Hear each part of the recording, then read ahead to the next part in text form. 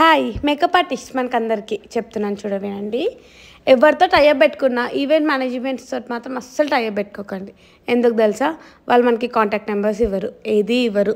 కానీ క్లయింట్ని మాత్రం అక్కడికి వెళ్ళి పిలిపిస్తారు. దేనికి అవసరం ఉన్నా లేకపోయినా అక్కడికి వెళ్ళి అటెండ్ అయ్యి ఉండాలి. మీకు ఒక రియల్ అండ్ లైవ్ స్టోరీ చెప్తాను చూడండి. నేను ఇప్పటికి ఎప్పుడు పెట్టుకోలేదు ఏ ఈవెంట్ మేనేజ్మెంట్స్ తోటి. కానీ ఒక ఈవెంట్ మేనేజ్మెంటే నాకు కాల్ చేసి అడిగారనమాట. సో నాతో వర్క్ చేస్తావా అనేసి.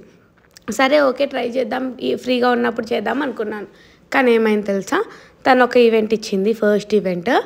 ఆ ఈవెంట్కి వెళ్తే తను డబ్బులే ఇవ్వలేదు.